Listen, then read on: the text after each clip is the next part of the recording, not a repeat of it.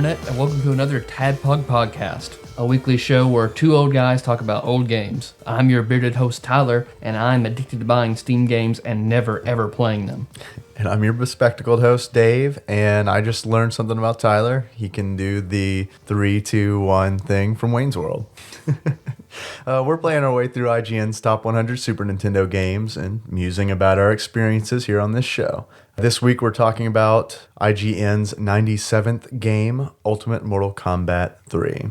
So Dave, I know we both had hectic weeks. What have you been playing new this week? I had bought Mark of the Ninja a long time ago and heard it was a great game. Put it off way too long. I started playing it last night, and it's really good. That's what I only heard. I'm not much of a stealth person, and of course it was on Steam sale, so I bought it. Yeah. So I'll get around to it eventually, but you saying it's a good game, I take more to heart than reading it like Game Informer or anything like that. I like stealth games.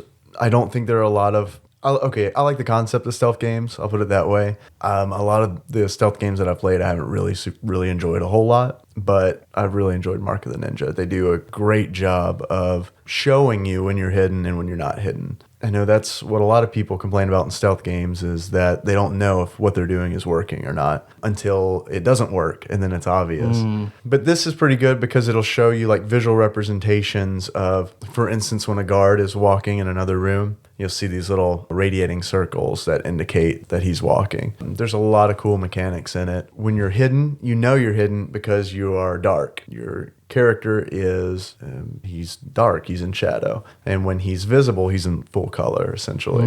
Okay. There's ninja tools like grappling hook and noise makers and darts and stuff like that to distract guards and dogs and that kind of things. So far, I've really been enjoying it. I need to finish it. I'll move it higher up in my list since you like it. I think my last actual foray into anything remotely stealth was the segment at the beginning of Wind Waker when you're trying to sneak around the guards. I got caught about 20 times before set the controller down. I haven't touched it since 2004. But you'll get around to it again. Yeah. I lost the game and then bought it again on eBay for my Finish All Zelda's quest. So I'm going to go back to it after I finish Spirit Tracks and then Majora's Mask. I've never played Wind Waker, but I don't doubt that little stealth bit is annoying. If it frustrated you enough, it's like the very beginning of the game. Yep. Yeah, if it frustrated you enough to be like, I'm done. Yep. That's when I was living with like 4 other guys in college. And if I put a controller down, be like, all right, I'm done with this, someone else would start playing it or it would immediately get lost. Right. I bought that copy new and then had it for a month and it's gone.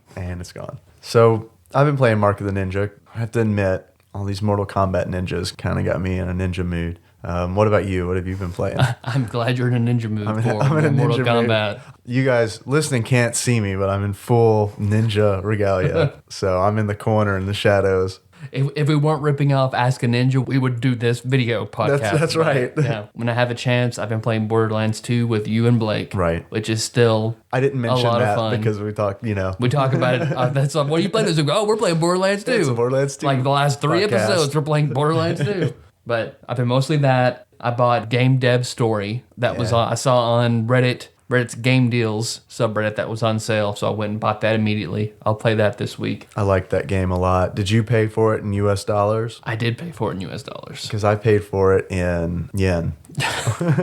Or you did like the game. because I heard about it. I guess when it was only out for Android. What did you buy it for? Android. It wasn't on the US market, so when I checked it out, it was on the Asian market, so I bought it there. So it's all translated. It's in English and everything, so I think you'll like it. It's a great mobile game. It's a great game to have on your phone. It's the first mobile game that I've actually purchased and not just bought the Lite or it'd been a free one. I bought Xenonia on my iPhone when I used to have an iPhone. I don't know what that is. It was good. It was rough around the edges. Yeah. It was Zelda-esque. So it's like an action RPG. Yeah. Okay. It was entertaining. I played it whenever I was managing a restaurant. I didn't want to carry my Game Boy and my phone, so I was like, I'll find something on my phone, and it was entertaining enough. I think there are like 4 Xenonias now since that's come out. Have you played any of the other ones? Nope. I haven't looked for it on Android. It may only be on Apple. But Game Dev Story actually paid $2.50 for it, so I'd be more inclined to actually play it. And I've also started my own personal Final Fantasy VI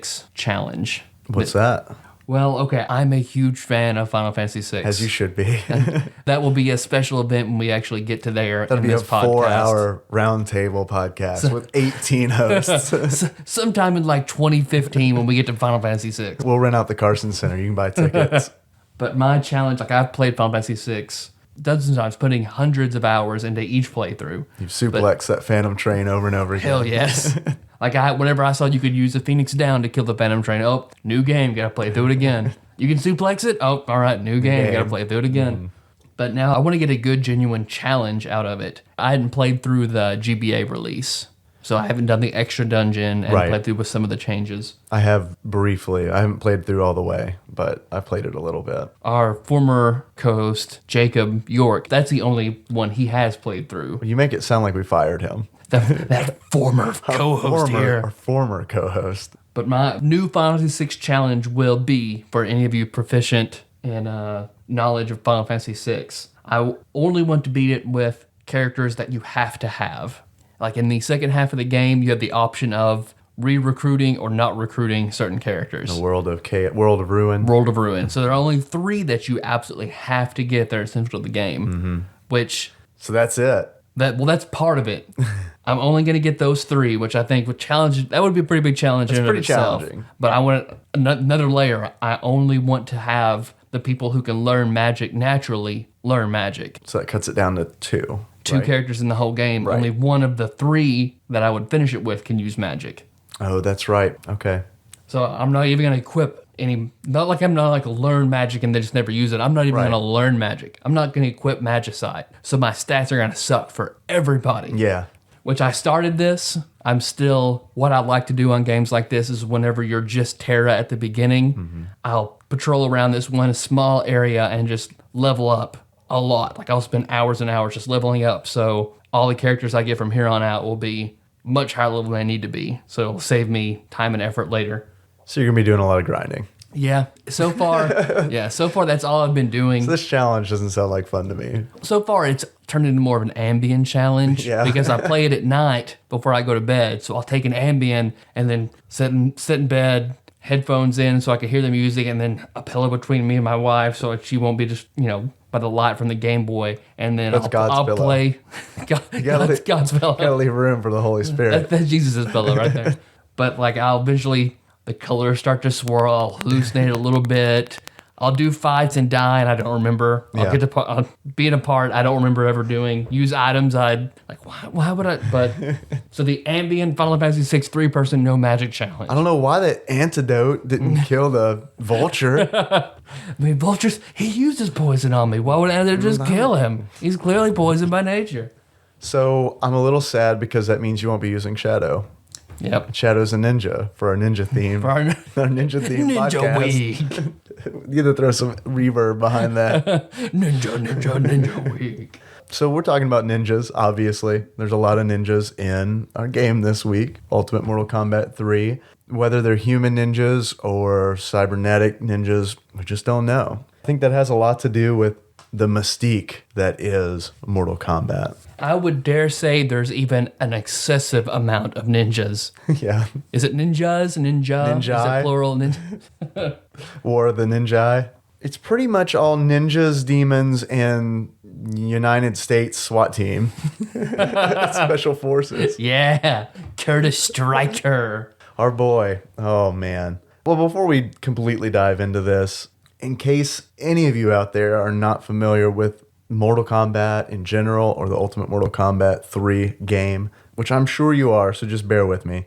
Ultimate Mortal Kombat 3 we're actually talking about the Super Nintendo port of the Ultimate Mortal Kombat 3 arcade game, which was developed by Midway. I'm sure everyone remembers Midway. Of course, everyone remembers Midway. Just like the Village People. Everyone in Japan remembers the Village People. Everyone here remembers Midway. The port was produced by Avalanche Software, and it was published by Williams Entertainment in 1996. So this was pretty late in the Super Nintendo's lifespan. And it looks pretty good for a game that... That's true, yeah. I know no complaints about its visual appearance. Ultimate Mortal Kombat 3 itself was an updated version of Mortal Kombat 3. And essentially took the 2D fighter and added a few more characters to the roster, added 2 different gameplay modes, a 2-on-2 mode, and an 8-player tournament mode. And kind of repackaged it a la Capcom does today with throw Super in front of it and re-release the game. And for all the additions and updates and stuff that they did to it, that makes me raise an eyebrow at the whole Shiva character debacle. Yeah. Like they released it, all this content, and then released it with a major oversight. Something that's interesting is that with any Mortal Kombat port, it seems like they were all different on different systems. You know, I'm sure you remember the first Mortal Kombat. The big deal was that there was no blood in the Super Nintendo version, but there's blood in the Genesis version. Kind of the same thing here. It was ported. Ultimate Mortal Kombat 3 was also ported to, like, I believe, Sega Saturn. It was more closely representative of the arcade version. And with it being 1996 and them trying to cram everything onto a old school Super Nintendo cartridge, I think that's where they had to make some cuts, because you're right, Shiva's gone. And I know how attracted you are to Shiva. Oh, yeah. I mean, when I played through the first one, I was like, God, I love Goro, but if Goro just had tits and a one-piece bikini, then I would be set. So, yeah, that kind of breaks my heart too, because, well, actually, never mind. I never liked Shiva. That was awful as her.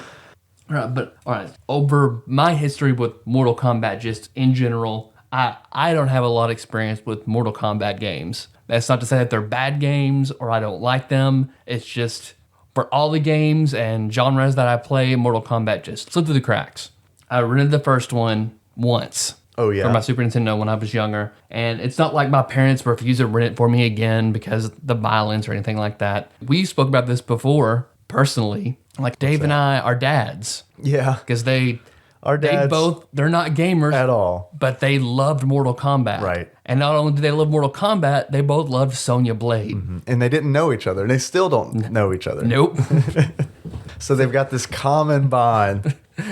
So all fathers love Mortal Kombat and Sonya Blade. Exactly. If they don't, they might not be your father. I'm just saying. I never beat the first Mortal Kombat. I got to Goro and then couldn't do it. My dad, however, he was good with like doing special moves, which I'm still not. I think that was where, I guess we'll talk about that later. I had trouble playing Mortal Kombat as a Mortal Kombat game. I kept trying to play it like Street Fighter. So I was horrendously bad at playing this. Yeah, there's definitely a different feel to it. You want to go into it now? We can, or you can finish your thought about dads in Mortal Kombat.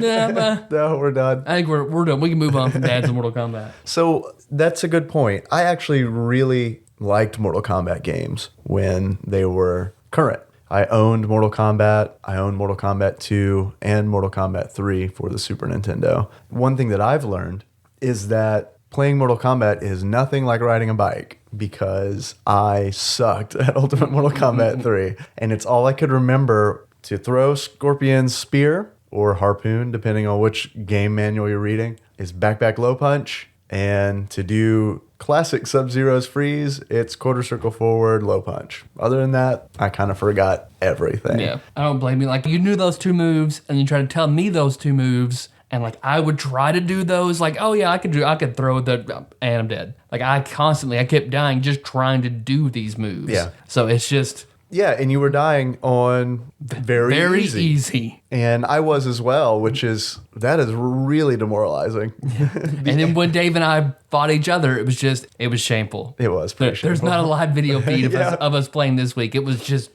shameful. The thought did cross my mind to record, but it quickly evaporated. Anybody want to see us just jumping around pressing the block button? Because if that's a good time, then you would have had a great time watching us. I still enjoyed playing the game with you, though. I know that it was kind of frustrating because getting back into a game like that, we've played fighting games since Ultimate Mortal Kombat 3, and they're so much more fast-paced now. Didn't like Ultimate Mortal Kombat 3 kind of seem like herky-jerky? Yep. It was like fighting through syrup after playing like even Street Fighter 2 Turbo. Playing Mortal Kombat was just so slow, and then it seemed slow until I tried to do a special move, and then the game was incredibly fast. Yeah, they had the run button in Mortal Kombat 3, so it was in Ultimate Mortal Kombat 3. That's what makes it seem herky-jerky to me, is because half of the fighting takes place real slow, not moving much, and then all of a sudden someone's running across And the then screen. like the special moves where they go from one side of the screen to the other behind you, or Melina's special move where she drops out the bottom of the screen and comes out on top. Yep. I don't think that's so much a fault of the game. I think it's just a fault of us not being able to go back to that. That's just its play style, and I'm sure people preferred that, and people are still good at it. This is the most recent Mortal Kombat I've played. It's a little bit Mortal Kombat 3. I haven't played any of the newer ones. I'm gonna get the 2011 release for PlayStation 3. I found it on Amazon for $20. So that purchase is gonna be made. If I can say anything, I know we're not to like the beards and glasses section yet, but if I can just go ahead and say it now. If there was one good thing that came out of this game, it was that it recaptured my imagination for the ridiculousness that is Mortal Kombat. It is ridiculous. Yeah. But it's also dark and gory. Yeah. So I remember just the big upheaval about it being so violent and people going crazy. And that was the best press that Mortal Kombat could have asked for. They couldn't have like paid Beavis for and that. Butthead. It's the same thing. People played it because it was bad. It was violent. You weren't supposed to play it. Like people, Beavis and Butthead. Your parents don't want you watching that, so you'd stay up 11 o'clock underneath your covers watching Beavis and Butthead. Exploded, and that's honestly, I know that's probably why our dads played it, because they heard about it in the news. Otherwise, being non-gamers, they never would have heard about Mortal Kombat. That's true. And they played it for Super Nintendo, so they probably were like, "This isn't that bad." Yeah. I completely derailed you there. I'm glad you said that because it leads me to some other things I had to say about sort of the ridiculousness with the darkness of the Mortal Kombat story. Right. Because the first one, okay, dark, minimal silliness, and the second one is where it increases the silliness, and then the third one is like it's become equal parts dark and silly. Yeah, I'm glad you bring that up because I've got a question for you.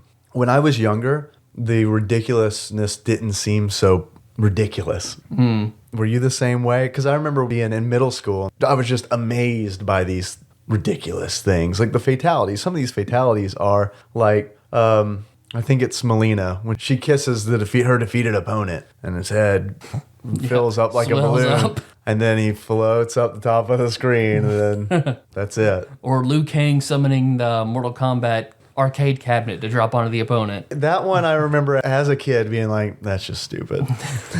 But they've kept with that one, though. That's always a fatality. Yeah, and we saw that in the 2011. We were on YouTube and we saw this video for all the fatalities for the new Mortal Kombat game. And sure enough, just like Tyler said, Liu Kang finishes somebody by summoning a Mortal Kombat arcade stand-up to fall on his opponent. Yeah, in Mortal Kombat versus DC Universe, that's how Liu Kang beat Superman, by dropping a Mortal Kombat cabinet on him. Yep.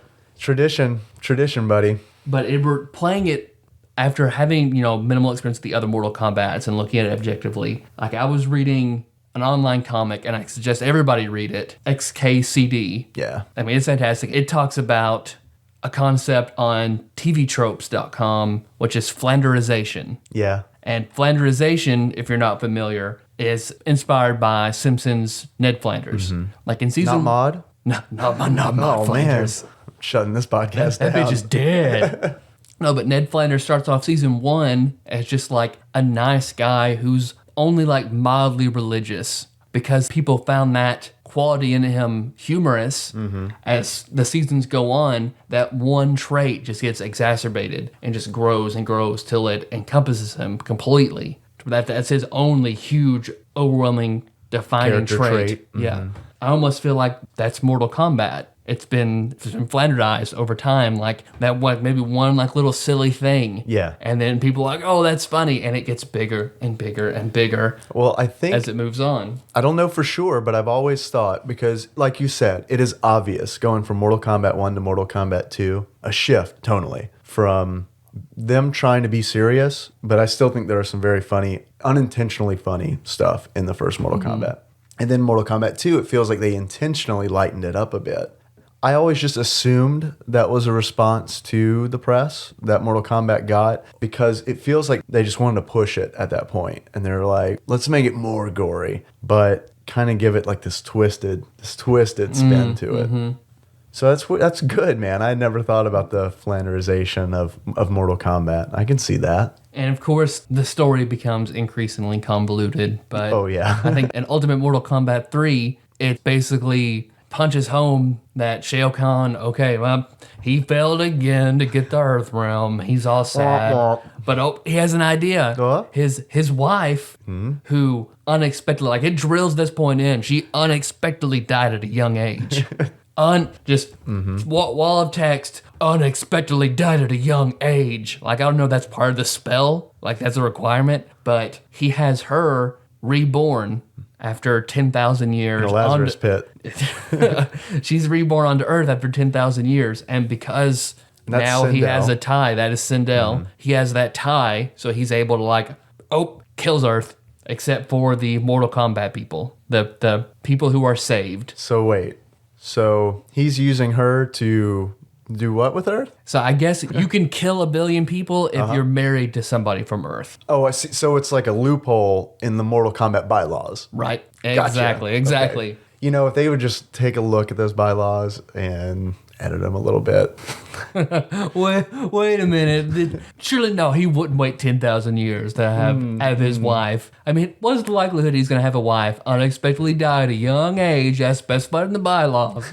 Well, I think we should risk it. Let's just leave it in. He'll never realize it. So he's coming back. He's So- coming back to take over the world. And he's, except for the 20 or so fighters, everyone else is gone. Which that also makes the one man left in New York City, the cop Curtis Stryker. Curtis Stryker. You just kind of laid some knowledge on me. I had no idea that the Earth was empty. Yep. Really? The whole Earth, yeah. He kills everybody but the people that I suppose Raiden was able to shield to compete in the tournament. Man. Which Raiden, okay, not in Ultimate Mortal Kombat 3. Right. Out of spite. Yes, you got a good nugget here. The voice actor for Raiden worked on a rival game called Tattoo Assassins. Which we all know and love. I mean, huge. Everybody loves Tattoo Assassins. Which I hope there's one listener who's like, hey, I did love Tattoo Assassins. Someone right now is unsubscribed from these unfunny. But since he worked on, as opposed to like firing him or finding a new voice actor or someone else to do it, they just drop Raiden from the game. They punish him like, oh, you worked on Tattoo Assassins. No Raiden in this game. Why is there no Raiden? Spite. How about we just don't like Raiden? Already said spite. Yep.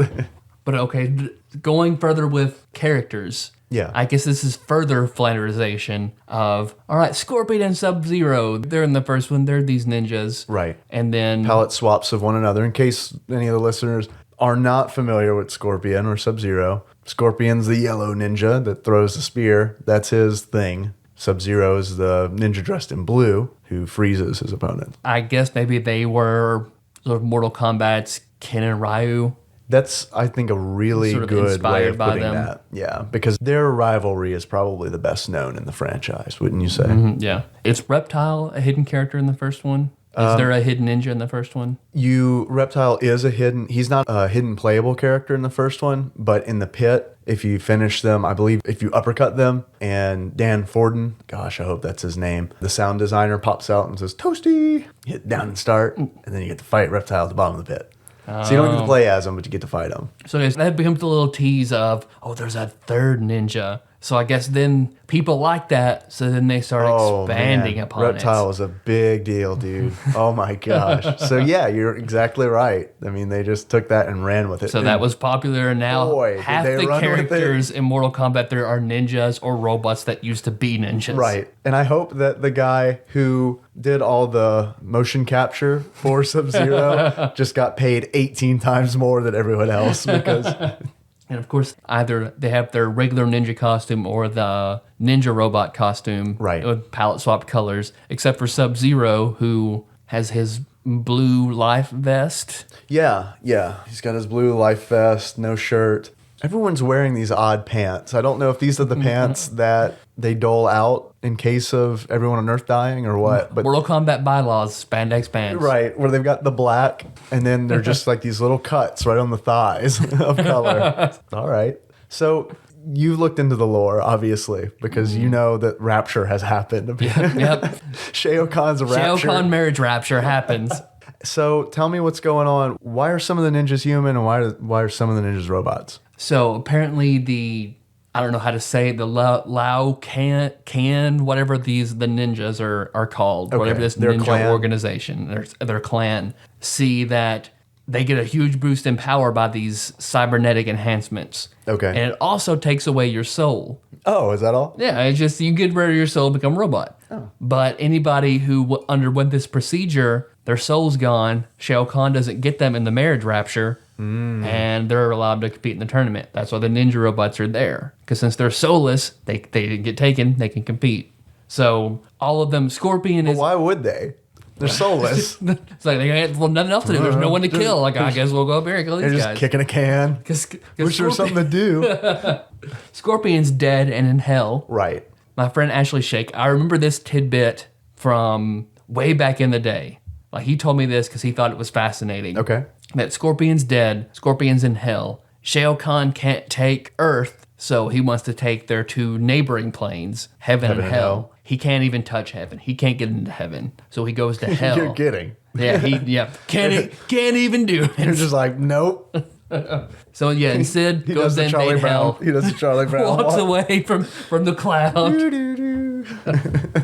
So he goes to hell. He goes to hell and gets his ass beat. The devil just destroys Shao Kahn. Shao Kahn is kind of a loser then. Yep. Can't take Earth. The devil kicks his ass. Like, that's just it. But he's able to distract the devil just enough so that Scorpion can get out. Oh, really? So that's why he's around. Really? Yes. I remember my friend telling me, like, I just don't understand. Like, Shao Kahn's this huge badass figure and just demons just kick his ass all over the place. He probably couldn't even take 3 wolves.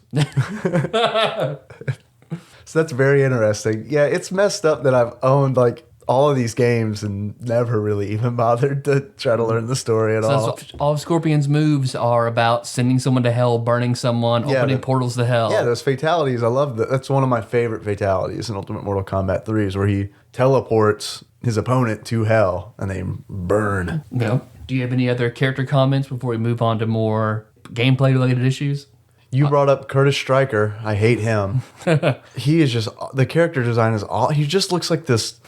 He looks like if Louis C.K. were doing a character for Mortal Kombat or something. He just looks like this. He's like the normal guy. His hat's on backwards. Yeah. He's got his t-shirt. He's got his gun that he uses at the end of the after battle. Well, it's a submachine gun. It's kind of like he's this, I don't know. He's like this Crips cop or something, you know. He's not like it's a submachine gun. It's not like a rifle like a SWAT would have or like a handgun or anything like that. It's, I don't know, I guess he figures everyone on Earth is gone, I might as well use what I want. I don't know, I hate this guy Tyler. I hated him as a kid and he just looks like a douchebag. You nailed it. And then there's the other members of the team, the US SWAT, Jax and Sonya Blade. Which apparently the character Cabal becomes Curtis Stryker's partner after the events of Mortal Kombat 3. Okay, I will interrupt for just a minute because this allows me to ask the question I've always had as a kid. It's Mortal Kombat. How, at the end of the first game, how did anyone survive but one person? Yep, Liu Kang should be the only person there. And then Mortal Kombat 2, it's Liu Kang and a whole new roster. Because guess what? Everyone else died in the first one, or else it's not Mortal Kombat. This is true. I guess every fatality splits off into a different reality. Yes, I like where that. Actually, everything was friendships that happened at the Splinter end. Earth. So, okay, I completely interrupted you. You were saying Stryker and Cabal are who partners. Looks strange, looks like a guy in a vest. He's Skinny Bane, essentially. He's Skinny Bane. And his mask is a respirator. So it's just one of the guys spared in marriage rapture, guy with a respirator with hook swords. Got some nasty sleep apnea. He fights in his CPAP machine. He's a narcoleptic. So in order to fight, he has to wear the sleep apnea mask so he can sleep. And then one of his fatalities is pulling off one of those tubes, puts it in somebody's mouth, blows their head up to a balloon, and they also float off. Right. That's a reoccurring theme. So wait, why are they partners? What's going on? Because after everybody's dead, Cabal, he used to be a Black Dragon gangster. Okay. And then after the events of Mortal Kombat 3, he's like, I want to be a good guy now. So joins the NYPD and becomes Curtis Stryker's partner. And the NYPD, what are they like? Yeah, we got 3 other guys, so just come on. We could use a 4th. We only get 3 guys. We got all this crime to fight nowadays since the marriage rapture. Besides Sonya, Jax, and Jax being the token black guy with metal arms. Yep. With the American flag behind him. He's very patriotic. He's the black robotic Guile. Yeah, pretty much. I feel like he needs to wear Amara pants. And I guess there's Motaro to talk about. The Centaur. Motaro, yes. In order to kind of talk about Motaro, I guess we kind of need to talk about, or at least mention, Goro. He was the second to last boss in the first Mortal Kombat. And he was really hard. I remember, you've mentioned already that you didn't make it past Goro. Nope. And it took me a very long time to get past him. Mortal Kombat 2, Goro, is I meant to mention, a 4-armed, bad mother trucker. He's throwing you around, and they start this theme. Because in Mortal Kombat 2, Kentaro, he is also this 4-armed man, except he kind of looks like a tiger. And he is also difficult. He is also the second to last boss. And then Mortal Kombat 3, they kind of break the tradition, and you fight a centaur. A centaur with a robotic rat tail. Yeah. That shoots, I wouldn't call them lasers. I call them energy orbs. It's intimidating to see the big half horse, half Goro-ish creature, although he only has 2 arms. Yeah, but 4 legs. So they flip it. They flipped it on us to He keep it fresh. still has the same number of appendages. Exactly. Just with different ones. All second to last bosses in Mortal Kombat, it's a checklist. That's in the bylaws. That's the bylaws. You can have a lackey, must have 6 appendages. Must have 6 appendages, yes. To be inspected by Shang Tsung. I know you've talked about Shao Kahn in the story sense, but we haven't really talked about him in a gameplay sense. How he pulls out this giant warhammer from nowhere when you're fighting him. Scott Pilgrim, Yeah. Ramona Flowers style, just from nowhere, materials in his hand, and there's half your life. Yeah, and he is a really cheesy boss because he's got 4 moves. It's not that his moveset is really good. It's just that he is so much tougher than you. He can take a whole lot more damage than any of the Mortal Kombat fighters and dish out a lot of damage. From these. Yeah, he hits twice as hard and has twice as much health. That's the boss. Character design, I feel, overall is very 90s-esque. Yeah, oh yeah. Except for Shao Kahn, who feels pretty 80s-esque. Yeah, he's like a frontman for Guar or something, isn't he? Because, he's He-Man with like a skull mask. And I stand by what I said earlier. Next Dragon Con, I think you should cosplay as Shao Kahn. I think you should stand with your hands on your hips and just just laugh and just taunt people as they come into the hotel. That will be good. Only we have to get costumes for everyone to have extra arms to be Goro, Kentaro, and have a half horse person to be Motaro. I think you should point out all the cosplayers that come in and be like, unimpressive. And then put your hands on your hips. It is a really good idea. Not anything that either of us would do. But if anyone out there wants to take that idea, we'll see you at Dragon Con. I'll hit the weights especially hard to get in Shao Kahn shape for Dragon Con. Your workout room is just plastered with Shao Kahn posters. My before and after will be when I was at my heaviest and the after being Shao Kahn. Just need to go ahead and do that on Reddit right now. What's the Our Fitness would love it. Yeah, thanks, Our Fitness. I got the Shao Kahn shape, and you've got a before and after of just you at your worst, and then Shao Kahn. Ask me about my Shao Kahn technique. You could write an ebook. The Shao Kahn exercise program. Look like Shao Kahn. But other than Shao Kahn, man, I don't really have any. There are a lot of characters, and we don't have enough time to go over all of them. So we left out your We knocked out half of them just by saying ninja. Well, that's true. That's true. But okay, we'll go into the gameplay. Like I felt it was, and we're even on very easy. It was pretty difficult. Yeah, we kind of touched on that, and I think what makes it the most difficult, most frustrating, is that very easy is very easy in comparison to the other difficulties. You can just tear through the opponent. But there's this problem with the AI, and I had this problem with the first Mortal Kombat 3 as well, where the first round goes real smooth. And then the second round, the AI jumps in difficulty 100-fold. So you kind of get into this cycle where it's like, okay, I'll win one match, probably lose the next, and use and continue. And then that's how you make it through the game. Use the cheats where you get 30 credits, and then you can just do it by winning every other match. We are honorless bastards.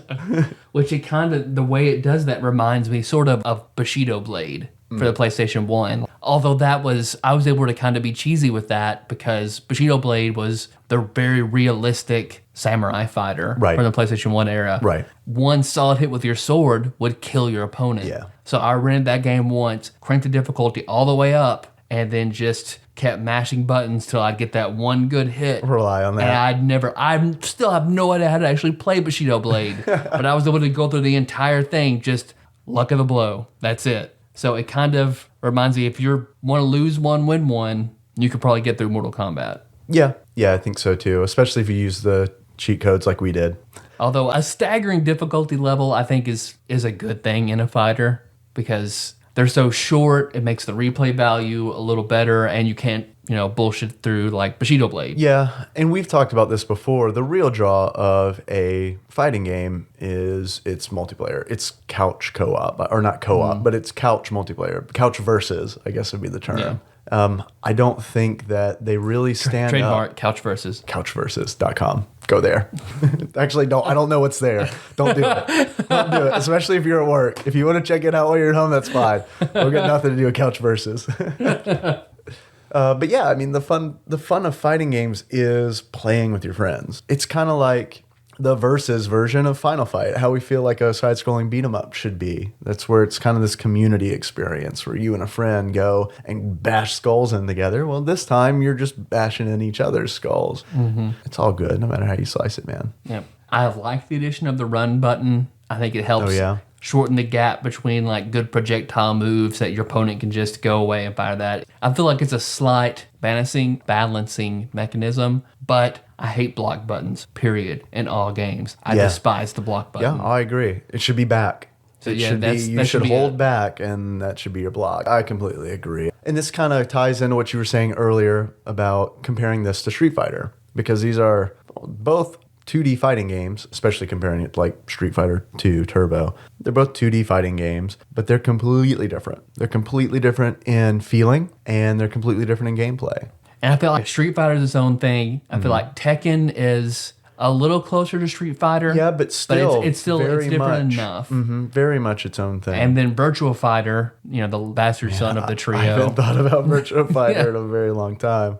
It's sort of, off. But then all the other the franchise versus games, Marvel versus Capcom, right, X-Men versus Street Fighter, they all fall in the same kind of category. Mortal Kombat, that's the other end of the spectrum from all of those other games. I agree. Tell me why you think that it's completely different. Because, everybody loves in your Street Fighter to the Sonic Boom, Shoryuken, E-Honda's 100-hand slap, but the special moves are fun. Spinning, or Ting Tong Kick, as I thought it was for a very, very long time.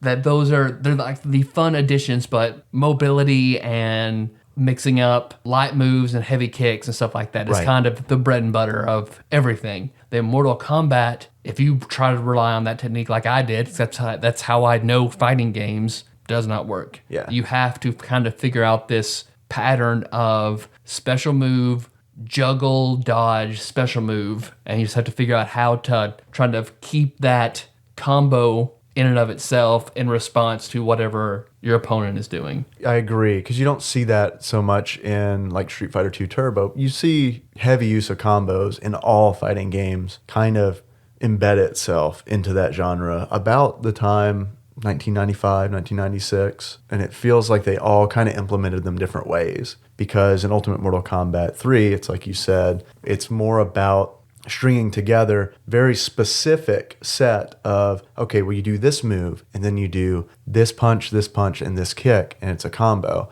While it feels like some other fighting games were more fluid with it, where it doesn't have to be this exact combination of button presses.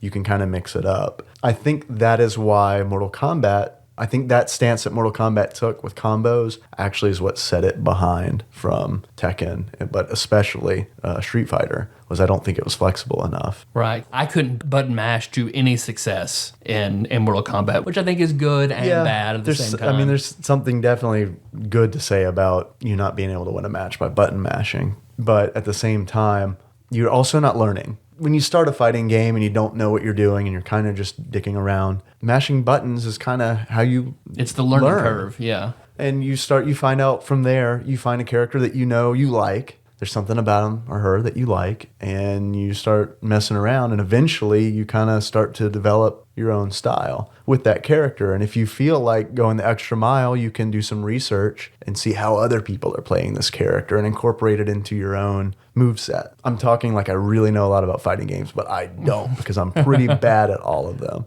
I've seen you do really well in the Marvel's Capcom series. I'm okay. Not tournament. I couldn't step foot into a tournament. You don't pick 3 Akumas and go online and just destroy everything? No, I don't do Storm. I don't do Storm, Sentinel, Magneto trio. Yeah, I feel like I've been rambling on about this. Any other differences between the two that you definitely wanted to point out? I guess Mortal Kombat equals rigidity, Street Fighter and other genres equal fluidity. So it's not bad because it's like that, but It's not bad. It's just different. yeah, it's just different. It's just different. So I don't think Mortal Kombat 3, Ultimate Mortal Kombat 3, is by any means a bad game. I'm just not good at it. I see where people would really enjoy it and prefer this system to something else, but I prefer a more fluid fighter. I agree. When this came out, I wasn't that way. I was very much a Mortal Kombat kid. I loved the first Mortal Kombat, and I got really good at Mortal Kombat 2, which we'll actually talk about in a future episode. But Mortal Kombat 3 came out, and that's when they really started introducing this combo, quote-unquote, system. Because in 2, you could string some moves together, but they weren't true combos. They weren't programmed into the game where if you hit high punch, low punch, it's going to execute a sequence. I guess in other games, like I feel like the combo system is more deeply rooted in movement to where, like, to do the Shoryuken, down to the side, strong to the side. Like, it's where you can move your thumb fluidly and then in with a punch or in with a kick. Yeah. And that's the combo. And then Mortal Kombat is, the high punch, low punch, down, back. I think that's where its rigidity comes from, because having to do a combo that's more action-based instead of movement-based makes it feel very blocky to me. And we look at all the fatalities. Yeah. Of course, every fatality looks a little awkward at first because people are putting in the code to get what they want. Right. So you just see arms up kick and see this weird kind of movement and punches. Right. And then all of a sudden, then they're ripping somebody's head off. Right. Well, that's something else that makes Mortal Kombat unique is the fatality system. That'll always be, Yeah. it's big feather in his hat. I mean, that's Mortal Kombat's bread and butter, right? I mean, that and blood. Yeah. Like, those are the two things that I remember most about the series. And, of course, we talked about ridiculousness earlier. A lot of these fatalities are just ludicrous. I like how, I guess one of my favorites is when Sub-Zero freezes his defeated opponent, holds the defeated opponent above his head, encased in ice, and just snaps him in two. And then like 18 legs come pouring out of the ice. It's like, I don't know. I don't think you guys have fully grasped human anatomy. Because it's like Melina, her combo when she pulls down her mask and sucks their entire body up and then spits out 100 femurs. No skulls, no tibia, no ribs, nothing. Just a bunch of femurs. Maybe her whole digestive tract is just a portal to the plane of femurs. The plane of The elemental plane of femurs. the layer of the abyss that's just femurs. And there's just a femur demon that sits on the other side of the portal. And when skin comes in, or when body parts come in, he just trades. Okay. Puts down his paper, takes off his glasses, and just vomits up femurs. Yeah, he's got like an accountant's visor on, and just looks up. Okay, and he tallies them all down. Starts throwing femurs back up. That's really bizarre. So Mortal Kombat would love it. Yeah, really. Let's call up Ed Boon. Most people probably know it, but the hidden character Noob Saibot Yeah. is backwards for one of the, what was his position? I believe lead developer. Lead developer Tobias Boone. I think it may be a combination of their names. This is awful. Obviously, I haven't done my research or maybe Tobias is his middle name, but I'm pretty sure the lead developer is Ed Boon. Because yeah, I guess Ed backwards he'd just be dead noob. Then noob. Which I didn't mind playing as Noob Saibot because his name is just Noob on the character screen, and that's what I felt like the whole time I was playing Mortal Kombat. Yeah, it's like that. That was really good. You mentioned something earlier, and this kind of ties in with the lore. The game starts with a phrase. There is no knowledge. Right. There is no not knowledge that is not power. Right. So I guess Mortal Kombat is kind of telling kids, like, if you want to, do marriage raptures like Shao Kahn, stay in school. Yeah, really. You gotta learn the ins and outs of your bylaws before you can execute. Because it's Shao Kahn with the star coming down, the more you know. Exactly. I know you mentioned, I love this, that there has got to be a yearbook somewhere, a 1995 or 1996 yearbook where someone has signed it. There is no knowledge that is not power. Have a great summer. Or that's their senior quote for their senior year of high school. I love that. That made me laugh so hard. If that was your senior quote in your yearbook, please let us know. Yeah, we want to know. If you send us your picture with the quote from your yearbook of you saying that, you will get 1,000 TADPOG points. Oh man, we don't have that many TADPOG points to give out. Well, it'll take a while because you can convert your 1,000 TADPOG points into 50 TADPOG dollars. All right. What's the conversion of 15 TADPOG dollars to Stanley Nichols? That's about the same as Melina Femurs. But then they can use that to get behind the paywall eventually. That's right. Okay. All right. Yeah. Fair enough. Yes. So send us your senior yearbook. Send us a photo of your senior yearbook with that quote, and you'll be on your way to hearing horribly unedited copies of TADPOG. Totally worth it. I know. And Jacob fighting wolves. Oh, right. Yeah, the more points we get, the more wolves Jacob has to fight. At the end of the year, we tally up all the points, divide it by 5, and that's how many wolves Jacob has to defeat in an arena match. If you have no idea what we're talking about with Jacob and fighting wolves, I strongly recommend that you listen to the Final Fight episode. Yes, please.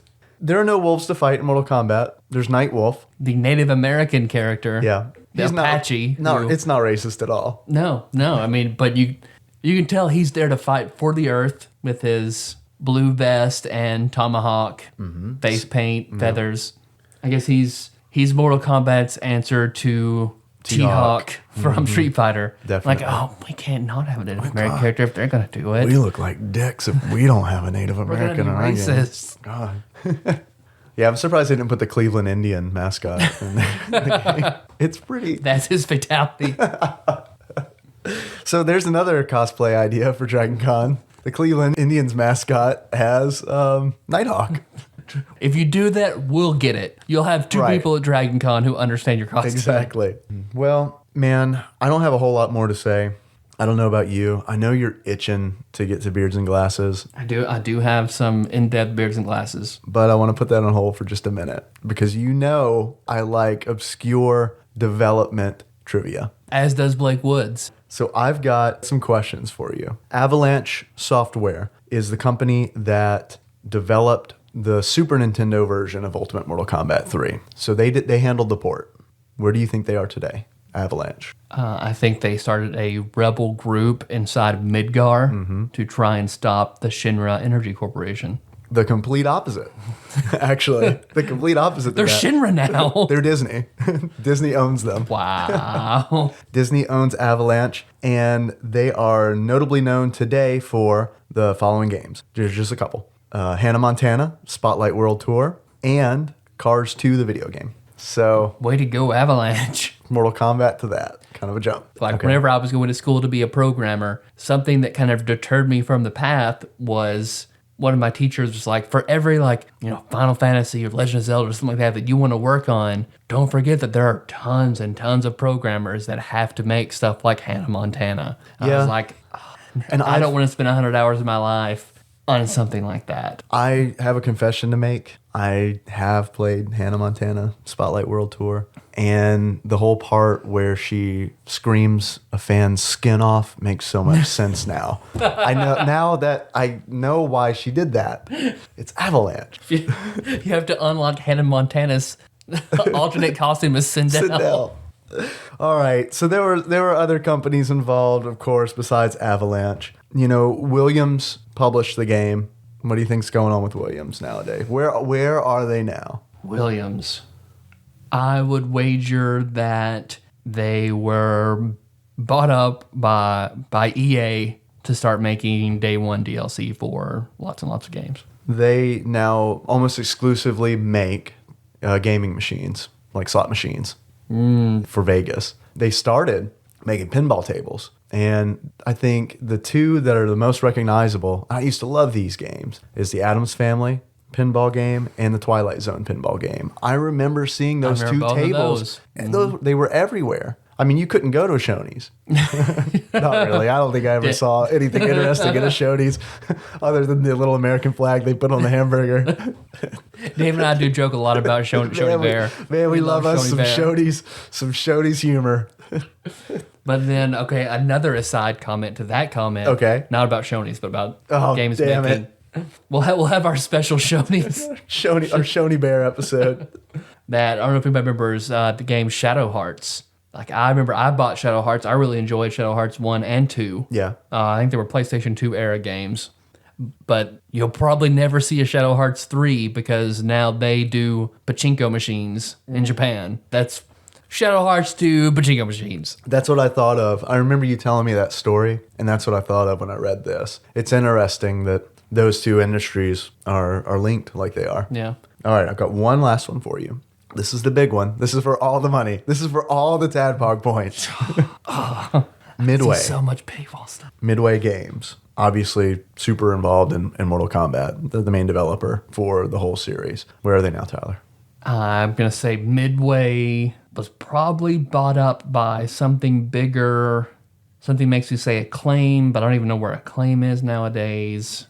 I've already said EA. So I bet they were bought up by a bigger corporation. Let's just say that. You're catching on to the theme here. You're right. They filed bankruptcy in 2009. And they weren't, I guess, actually, they weren't bought because they're no more. They're liquidated. And what's happened is different companies have bought up all their assets. So Warner Brothers bought their Mortal Kombat assets, which explains Mortal Kombat versus the DC Universe, because Warner Brothers owns the rights to all the DC Universe characters.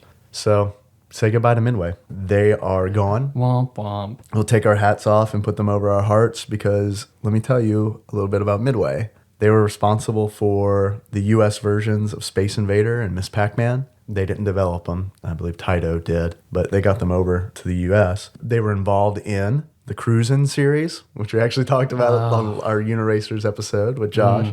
They had involvement in Gauntlet, Galaga, Joust, Killer Instinct, NBA Jam, Primal Rage. Remember that one? Primal Rage, yeah. Pretty sure that's not on the list. Both Primal Rage and Cruisin' USA in every Mr. Gaddy's I ever walked into. Rampage, Root Beer Tapper, and Spy Hunter. The list really is huge. They did a lot of good stuff. So they did sad. a lot of really nice stuff. And tying into Joust, we were talking about Fatalities, Shang Tsung's friendship is that he turns into, because his whole moveset is based around morphing into other characters, he morphs into a Joust Knight and hops across the away. screen. Which I'm glad you caught that because I just he turned into something and ran away. So that's all I got. Those are the three companies that had the most to do with Mortal Kombat. It is kind of sad to see all this. It's almost like the marriage rapture happened to To Midway. the gaming companies that made Mortal Kombat. That is the curse. You make a game about marriage rapture. Enjoy it while you can. All right. So I made you wait long enough.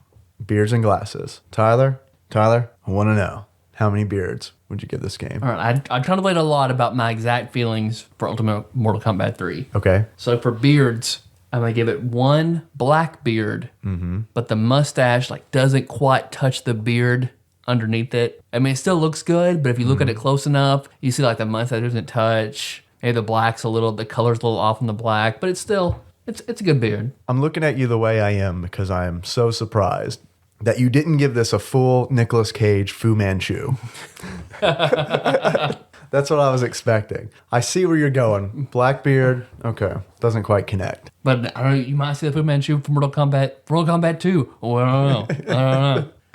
How many glasses would you give it? For glasses, I'm going to give it one pair of Value Vision frames Okay. that you didn't really like, but you had a coupon for them. Okay. But your prescription is spot on. Oh, okay. So it's not the free bear. Right. It's not the free bear. It's a pair you're going to buy. Right. And they're good. Yeah. They're not your favorite. You got a they'll do. coupon. Okay. But you put them on, you can see really well. All right. Yeah. Fair enough. I don't know what either of those mean really, but I'd say that I don't wear glasses, so I'm just assuming. Yeah, I've been with my wife to go pick out glasses before. Yeah, the frames are important. I think the frames are almost as important as a prescription. So I enjoyed the game. I'm not in any rush to continue playing it, but like I said earlier, it really did get me interested in the franchise again because I used to love this franchise as a kid. So when we were looking up the fatalities for the game and, we were on YouTube looking at the videos for the fatalities and the endings and all that, of course we stumbled upon the new game and the fatalities from the new game. And I think I'm going to buy it because we played this. So I guess that says something. So you're welcome, Warner Brothers. Yeah. Tyler, who would you like to thank this week? Who do we need to thank? All right. Well, we should thank our clearly the new number one super fan. Yeah, we have our own little Mortal Kombat going on, don't we? Because Dennis Robinson just owning Blake Woods, the number one super fan spot. Yeah. Round two goes to Dennis because Blake hasn't even left. He hasn't left a review. We don't really know how he feels. I know. I mean, he tells us we like it, right? But it's like he's hiding us. Gotta tell the world. Can't hide your light under a bushel, Blake. We're his girlfriend on the side that he's hiding from. I know. The rest of the world. We're the fat girl that he's fooling around with in the back of the school. We're a whole lot of fun, but he sure doesn't want to be seen with us. Nope. So yes, I believe round goes to Dennis because he left us a review on iTunes. Thank you, Dennis. You're awesome. And then give a shout out to Micah Purdue, who's the first person that likes the show and commented and sent us messages that we don't know. Yeah, neither of us knew. Just about all other fans that one of us knows from school or college or work. Our first completely anonymous fan. Yeah. That we did not know. He seems like an awesome guy, and I think we're just knocking it out of the park with all these combat challenges. He's got a challenge, doesn't he? Yeah, he extended a challenge to anybody that can beat his gamer score of 44,890. So if you post a picture of your gamer score, if it's higher than that, call out Micah Purdue. And he was pretty confident with his gamer score challenge. I feel it's safe to say that if you beat his gamer score, he owes you 10 TADPOG points. So, from his personal TADPOG point account. I haven't talked to his accountant or anything, but I'm pretty sure he can afford that. It's busy counting femurs to throw in. So shout out to him and the GCMT Legion group on Facebook that he's a part of. Shout out to Tyler Dunnigan, who was the first to answer my tire question from our Uniracers episode. And Tiny Toons. Tiny Toons. Yeah, it's a long time ago. It is a long time ago. And also from Blake Woods and Nikki Moore also answered the question. All answers correct, but Tyler Dunnigan got in there first. Shout out to our friend Josh Edwards, who messaged me. He was very grateful for the information about Grandpa and Uncle and Dore. Oh, yeah? He said he was in his car just cracking up. He was very appreciative that he understood. Good. Now what those meant. And I'm so glad you brought that up. And he also sent me the answer to my tire question. Well, I'm glad that you brought that up. Are you done with shout-outs? No. Okay. We have a few more. All right. We got a lot of people to thank this week. Well, that's good. I like it when we thank people. I want to thank Ramon Fregico Castillo III for sharing us on Facebook. Yes, thank you. A new fan and listener. And I want to thank Jess Dockery and the Silk Street Post, silkstreetpost.com. Mm-hmm. We'll have a link to that in the show notes. Yeah, definitely. And her for promoting us on their website. And then I'm also on there. If you go to their Artist Den, I've got a column called the Gastromancers Guild. It's very good. Check that out. And it's video game related, right? Right. It's like it kind of meshes video games and cooking. Because I set everything up like a video game guild with progression and skills and things like that to use. And then thank Josh Nance, co-host from the Uniracers episode, promoting us, and himself, self-promotion. And special thanks to Lots of Hugs for Pugs for leading us a very favorable iTunes review. Pretty sure I know who that is. Yeah. I think I know who she is. We think we know who you are, but I'm not going to say just in case it's not. Now are we done with shout-outs? Now we're done with shout-outs. Okay, great, because I've been holding on to this. I'm so glad you brought up Grandpa and Uncle and Dore, because guess what we're talking about next week? Andre the Giant. I guess we're gonna be talking our special Andre the Giant episode where we watch The Princess Bride in real time and then wrestle. We're definitely doing that instead. We were gonna talk about Street Fighter Alpha 2, but we're gonna do that instead.